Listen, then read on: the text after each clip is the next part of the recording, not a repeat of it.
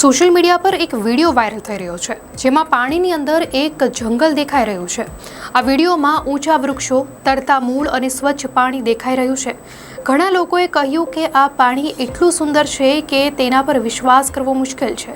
આ વિડીયો પાણીની અંદરના ફોટોગ્રાફર રોમી ગેરિયોનોએ શેર કર્યો છે. તેમના મતે આ રહસ્યમય જંગલ આર્જેન્ટિનાના પેટાગોનિયામાં ટ્રેફુલ તળાવની નીચે આવેલું છે. અહેવાલો અનુસાર 1960માં આવેલા ભૂકંપ અને ભૂસ્ખલનને કારણે આ જંગલ પાણીમાં ડૂબી ગયું હતું. આ વિડીયો સોશિયલ મીડિયા પર ઝડપથી વાયરલ થયો. રોમીએ શેર કરેલી પોસ્ટના કેપ્શનમાં લખ્યું છે કે દરેક ચિત્ર એક વાર્તા કહે છે. આજે હું તમને આર્જેન્ટિનાના પેટાગોનિયાના ડૂબેલા જંગલ વિશે જણાવું છું.